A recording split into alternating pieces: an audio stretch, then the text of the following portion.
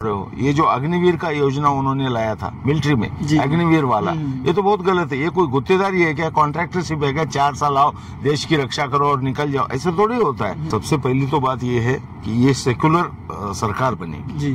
हर धर्म, हर मजहब, गरीब हो, अमीर हो, कोई भेदभाव नहीं रहेगा, बिल्कुल भाईचारा रहेगा और अमन रहेगा यहाँ पे। उस टाइम ये आरएसएस तो आजादी के आंदोलन का विरोध कर रहे थे, कांग्रेस का विरोध कर रहे थे, अंग्रेजों को साथ दे रहे थे। ये क्या, मौलाना आजाद क्या थे? हमारे देश के राष्ट्रपति एपीजे अब्दुल कलाम कौन थे? स्वागत है आपका द साउथ टाइम्स से। मैं हूं ज़ैद अहमद। आज हमारे साथ कांग्रेस के नेता एकनाथ मौर्य जी मौजूद है। तो सर, सबसे पहले आप अपना नाम बताइएगा हमारे व्यूअर्स को। हाँ, मैं एकनाथ मौर्य महाराष्ट्र प्रदेश कांग्रेस कमेटी का सदस्य हूँ जी, और यहाँ के कांग्रेस के जो उम्मीदवार है वसंतराव चौहान, उनका इलेक्शन रिप्रेजेंटेटिव हूँ। जी। तो सर, मेरा सबसे पहले आपसे सवाल ये है कि जिस तरह बीजेपी ने हाल ही में मोदी प्राइम मिनिस्टर नरेंद्र मोदी ने कहा कि कांग्रेस के मैनिफेस्टो में ये लिखा हुआ है कि देश की संपत्ति में पहला हक मुसलमानों का है। सर, इसके ऊपर आप क्या बोलना चाहेंगे? नहीं, ऐसा कुछ लिखा ही नहीं है जी। देश के संपत्ति के ऊपर सबका हक है जी, सबका, आम आदमी का हक है। लेकिन बीजेपी के आज के सरकार में जी 55% संपत्ति तो 200-250 लोगों के पास ही है जी, और हम तो चाहते कि हर आम आदमी के पास जाए, आम आदमी को न्याय मिले, यही हमारा मैनिफेस्टो है। सर, दूसरा एक क्वेश्चन ये है मेरा आपसे कि बीजेपी के जो एमपी है उन्होंने कहा कि अब की बार हम 400 पार आएंगे तो हम संविधान को बदल देंगे। तो इसके ऊपर आप क्या कहना चाहेंगे? संविधान बदलने की तो हिम्मत किसी में भी नहीं है, लेकिन ये चाहते जरूर रहे हैं। उनका जो फाइनेंशियल एडवाइजर कमेटी का चेयरमैन है बीजेपी का, वो पश्चिम बंगाल से, कोलकाता से, उन्होंने एक लेख भी लिखा था मिंट में, और शायद इंडियन एक्सप्रेस या मिंट में लिखा है कि संविधान बदलने की जरूरत है। और ex chief justice of India mister Ranjan Gogoi, ये जो राज्यसभा के सदस्य बने हैं, राज्यसभा में पहली बार उन्होंने मुंह खोला है और वो भी बोल रहे हैं कि संविधान सोचना चाहिए कि अभी ये संविधान में कुछ बदलाव होना चाहिए, तब्दीली होना चाहिए, ऐसे ये लोग भाषा बोल रहे हैं। अगर ये देश का सुप्रीम कोर्ट का अगर चीफ जस्टिस अगर ये बात कर रहा है तो ये देश के लिए बहुत शर्मनाक बात है। और संविधान आगे गया, गाड़ी पुढे गया। संविधान बदलने का तो कोई सवाल ही पैदा नहीं होता। आम जनता है, संविधान पूरे देश के लिए बना है। संविधान बदलने की ये भाषा कर रहे हैं, इसलिए पूरी जनता ने इलेक्शन हाथ में लिया है और संविधान नहीं बदलेगा क्या तो बीजेपी की सत्ता बदलेगी। अब मैं कहा है कि प्राइम मिनिस्टर नरेंद्र मोदी ने अपने बयान में कहा है कि मुसलमानों को टारगेट किया कि ये घुसपैठी है, ये लोग घुसपैठी है, बाहर से आए हुए हैं। तो और सर, इसके ऊपर आप क्या कहना चाहेंगे? मौलाना आजाद क्या थे? हमारे देश के राष्ट्रपति एपीजे अब्दुल कलाम कौन थे? कितने बड़े बड़े साइंटिस्ट है, कितने बड़े बड़े मतलब राष्ट्र नेता थे, कितने लोगों ने अपना खून बहाया देश के लिए। देश को ये कौम का थोड़ी है, ये तो देश सर्वधर्म समभाव वाला देश है, सेकुलर इंडिया है। ये ऐसा बोल ही नहीं सकते, ये तो बड़ी मुश्किल है, सबको साथ लेके चलना है। और वही कांग्रेस, जब ये आजादी की लड़ाई थी, वो तो हर धर्म, हर मजहब, हर जात का आदमी उसमें खड़ा था। 4.5 लाख लोगों ने अपनी जान दी है, तब जाके हमें आजादी मिली है।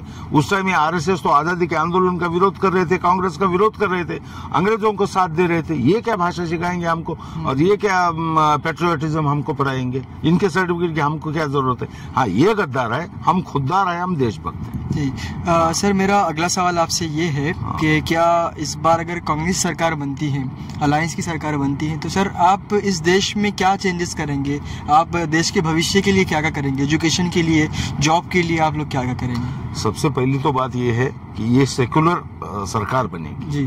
हर धर्म, हर मजहब, गरीब हो, अमीर हो, कोई भेदभाव नहीं रहेगा, बिल्कुल भाईचारा रहेगा और अमन रहेगा यहाँ पे। और सबको लगेगा कि ये देश मेरा है। आज जो डर का माहौल पैदा हुआ है, वो डर का माहौल नहीं रहेगा। सब लोग सुरक्षित रहेंगे, आनंद से रहेंगे, हैप्पीनेस इंडेक्स ये कंट्री का बढ़ जाएगा। ये पहली बात है।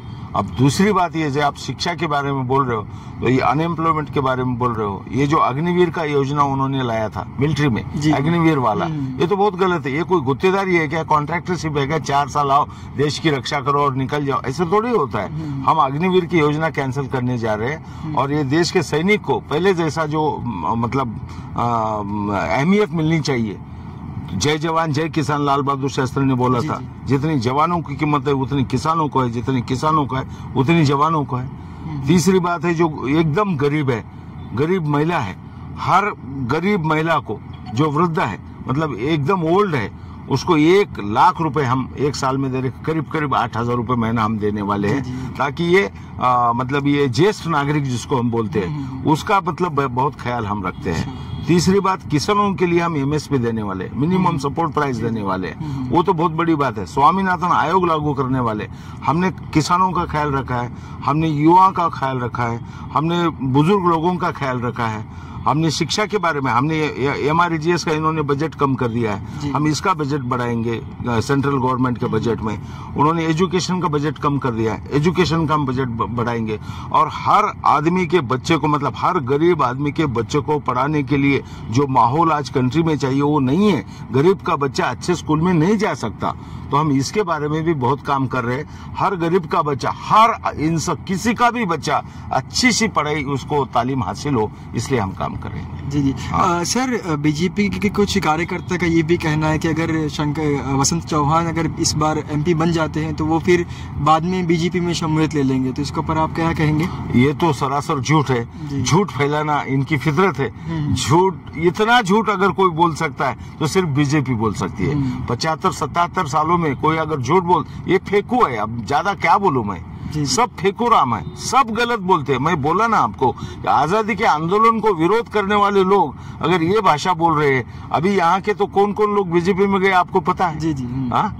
ये तो सर, मेरा आखिरी सवाल आपसे ये है कि जो नांदेड़ के जो सबसे बड़े नेता में से उनका नाम आता था अशोक चौहान, तो सर वो बीजेपी में चले गए हैं, तो इसके ऊपर आप क्या बोलना चाहेंगे? ये बहुत बुरी बात हुई है जी, बहुत बुरी बात है।